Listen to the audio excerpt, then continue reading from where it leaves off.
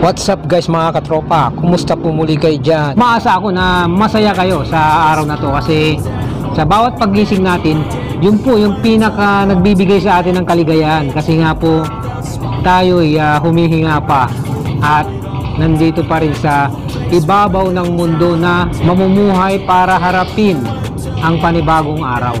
Of course, matik na yun, about workout yung ating pag-uusapan. At the same time, may kasama pa rin yun nga, enhancer. Magandang topic na ito'y tungkol sa pagpapakumbaba or humility. Alam naman natin na tayong lahat napapansin natin na sobrang napakahirap magpakumbaba ang isang tao na nasa mataas na level. Mas tinitignan natin ng mataas yung taong marunong magpakumbaba. Lalo na't ito siya yung medyo successful sa buhay tapos marunong magpakumbaba. Naku, napakagandang po yun. Halimbawa pag may nakakasama kayong ganun or nakikita at napapanood.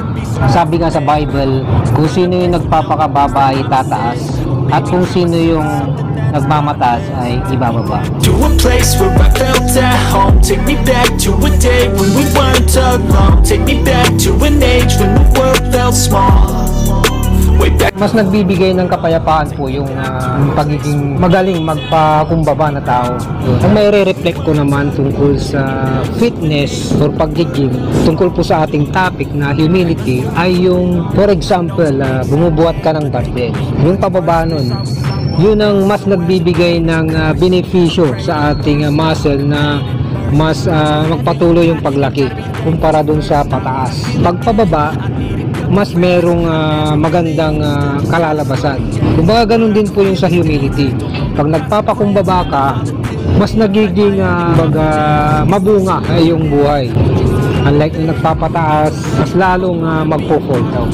Can I just get some space? I don't have the heart for this. I can't be picking up the pieces, fixing scars from this. Is this an argument? Alam ko napapansin nyo guys mga katropa na every vlog ko laging back. Tapos back squat, biceps. Bali kasi every Sunday ako nag-vlog. Tapos sa araw ding yun, schedule ng aking lower muscle development. Tapos back. Weekdays po yung aking chest, tapos tricep, ganyan. Either Wednesday or Thursday po yung aking schedule dun. Pag out ko sa aking work.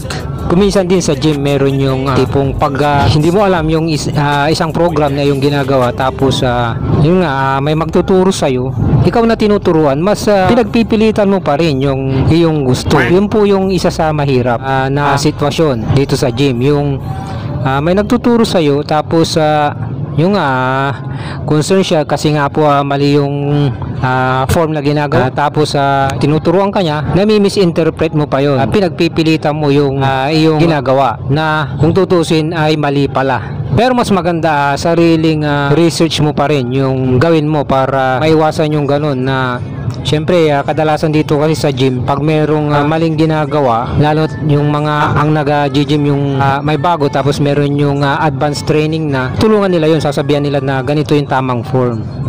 So maganda po yung ganun. Pero yung iba kasi hindi talaga susunod So yun, pag inosente ka, halimbawa wala ka pang alam, dapat mas maging mapagkumbaba ka, i-accept mo na dahil na hindi mo alam ang katotohanan, hindi mo alam yung totoong gagawin mo, so tanggapin mo na lang para yun nga, para sa'yo din yun yung itinuturo sa'yo nung mas nakakaalam kumpara sa'yo.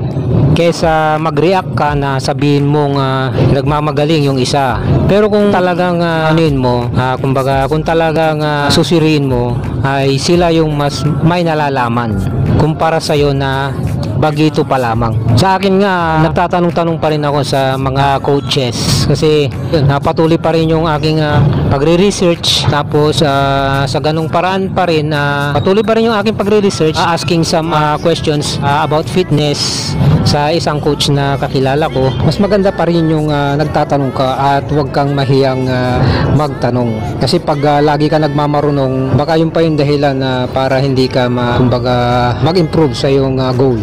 So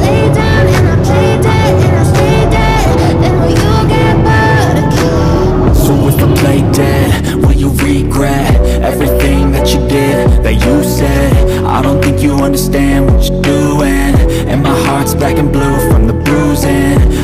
like when I'm with you I'm losing. I feel like you think that this amusing, sitting there gaslighting and confusing.